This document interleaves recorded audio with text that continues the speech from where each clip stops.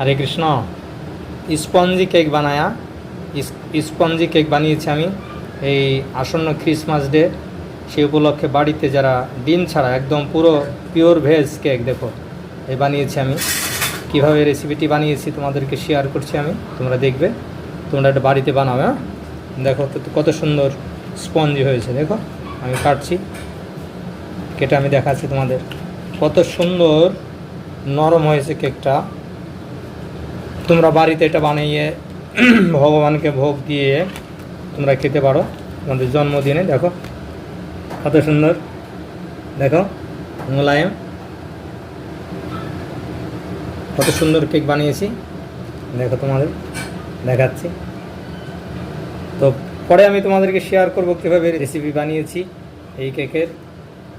হ্যাঁ, এটা সম্পূর্ণ ফ্রুটস কেক, বাড়িতে, এটা কোনো ওভেন ছাড়াই, যে প্রেশার কুকারে তোমরা বানাতে পারো বাড়িতে। ঠিক আছে, আমি তোমাদেরকে পরে শেয়ার করছি। আজকে কেমন লাগলো তোমরা জানিও একটু। হরে কৃষ্ণ কৃষ্ণ কৃষ্ণ হরে হরে, হরে রাম হরে রাম, রাম রাম।